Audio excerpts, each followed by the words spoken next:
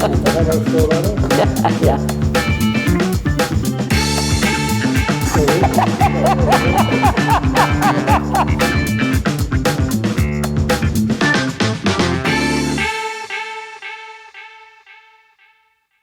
Thank you so much for joining. My name is Tatevik Galstyan, and we are here with our beloved Hrant Alianak. For those of you who are watching this series for the first time, the idea is really to get to know some of the most talented and remarkable people in our town, in our community, and have a meaningful discussion about their life, art, and craft, and what makes them who they are. And we're thrilled to have our friend Valerie Buhagiar as our guest. Thank you very much for coming. And Valerie Buhagiar is a talented actor, writer, director. I have happiness and opportunity of working with you a couple of times. I first saw your work, of course, in the films that you did with Bruce McDonald, Highway 61 and Roadkill. How did you enjoy these shows that you did? I love doing them, but I'll be very honest here. First it was Roadkill. I'll tell you how that came about. So I graduated from theater school and I was working at a restaurant, Southern accent, and I was doing a lot of movement work at the time. But anyway, so I served this table and the woman at the table said, "Are you a dancer?" Asked if I was a dancer, and I said, "No, I'm an actor." And she said, "Would you like to audition for me?" I said, "Sure, of course." So I auditioned for a short film that she did called Harriet Loves. I got the part, and Bruce McDonald was the editor. And he loved my work and that film, and asked if he could interview me because he was writing the treatment for Highway 61. And then he started working on Roadkill because it's a smaller budget. It was going to be a bit more of a documentary, but he switched it, and that was so much fun. I don't know why. It was just no expectations, probably. Ramona! I'd like to do me a big favor. Maybe. And then in '89 and 1990, we were shooting Highway 61, so that's pretty fast for a filmmaker. And it went from, you know, whatever the budget for Roadkill was, I think it might have ended up being like 300,000 after post and everything with the music, to $1 million. And that shifted everything. The spirit of filmmaking shifted. Not that I dislike money, but sometimes it brings tension to a set. If we could do that, if you could have the same spirit without the tension that the finance gives, that would be great. So it's not like I didn't have a good time doing Highway 61, but it's not as memorable as Roadkill. Oh, wow. Yeah. They're both very Don't tell good anybody. films. That I said that. And Valerie, at what point in your career you started to think of directing movies? When I was in grade 3. Oh, really? No, actually, well, in grade 3, I was writing plays and or shows. I don't even think I knew the word play. I don't even think I knew like what theater. You know, I was putting things on, I guess. Let's say that, and I would get my sister, my little sister, and her friends, and you know, manipulate them. And take it to each classroom. And what inspired you to do your first feature film? I was so fed up of waiting for funding and producers to get things going. So I sat at my kitchen table and wrote the first draft in 3 days. And then reached out to Maurizio Trezzi, who I met on your film. A Trip to the Island that I acted in, and asked if he wanted to help me produce it. We'll shoot in my house, we'll shoot for 9 days. So I called my friends at that time and they said sure, and there we go, we made it with $15,000. I don't know if I miss him or if I just want to know the truth. Where the fuck is he? Why would he do this to me and Nikki? Why didn't you tell him you loved him? I wanted him to feel something. I wanted his attention. And then when did you do your next film, your next feature film? It's Hard to Be Human. It's Hard to Be Human. Yeah, yeah.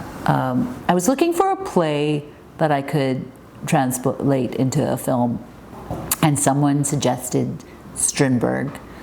So I was looking at a few, and in this play there was this line, "It's hard to be human," and I love that line. So that's why I picked that play. Yeah. And you know, a lot of my stuff, coming from this very strict Catholic upbringing, has religious themes and somehow. Daddy! Daddy, please! In It's Hard to Be Human, God kicks his daughter out of heaven to learn empathy. So I just love the whole idea. Give me a sign. And the play itself is just so rich, so visual. I love the kiss on my cheek when I made you laugh. I love the lake's invite, the sky's rub, the trees whisper. I love the heartaches to come. I love knowing I was safe with you. I love knowing more and more about you. But then I knew you weren't any more than me, and I wasn't any safer with you. I knew you didn't know, and everything looked like TV. And love was as thin as a dying man's life. You loved my aches and brought them on so I wouldn't go numb. So I can learn to be humble. You give me pain so I will need you in my suffering. You have a factory of crucifixes. And of course, religion features very highly in your In your newest movies, film. Jesus and religion. Yeah, Jesus is in a lot of my films. And he's also in your latest film, which Yeah. hasn't been released yet, Carmen. Yes. Yeah. Well, tell us about that. In 2013, actually, I took my son to Malta for a month, and the Aunt Rita. I've always known of Aunt Rita, but I didn't really quite get her story. Like, she always dressed in black, she was never married or had a family of her own, didn't really know what she did, she wasn't a nun. And my cousin, Tonino, was a priest. He told me her story, that there was this tradition that when a man became a priest, his sister would go with him and be his maid. And I did go to see her in February 2019, and told her that I made this film based on her story. She burst into tears and said that her life was terrible. And so I took that story, not so much her story, I took the tradition and wrote Carmen. Where will I go? You are good, dear Carmen. So Carmen in our film has been taking care of her brother 35 years. She's 50 years old, and he dies, and she's out on her own. So she's out on the street, and then she gets guided by pigeons to go back into the church, where she sleeps on the pews, talks to Jesus, dresses and undresses in the confessional booth, until one day she gets stuck in the booth, and the congregation thinks she's the new priest. So she disguises her voice and alters the village. May I help you? Would you like some more wine?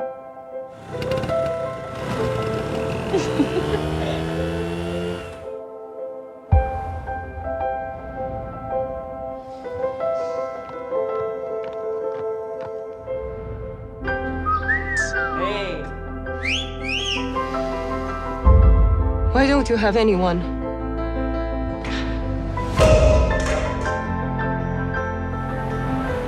Those don't know time or place. No one can blame you for falling in love. It is rare and beautiful.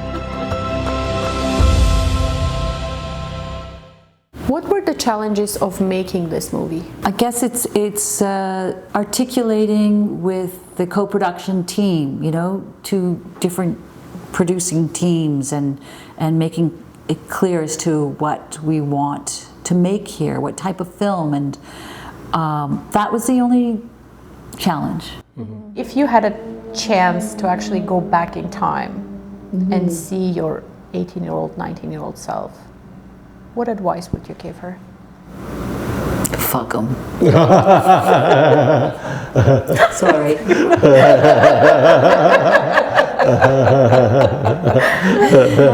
There are lots of people who want to stop you. But there are lots of great people out there too, like lots of wonderful.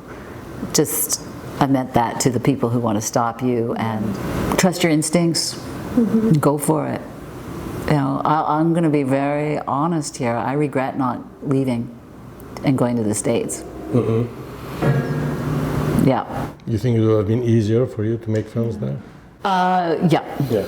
And then even as a filmmaker, I think,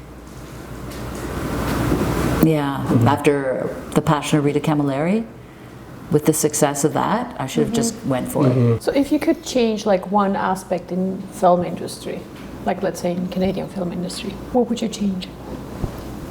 You know, celebrating our own. That's what I'd like to change in the Canadian industry. And if Canadians would go out and watch Canadian films and celebrate us, then more funding would come.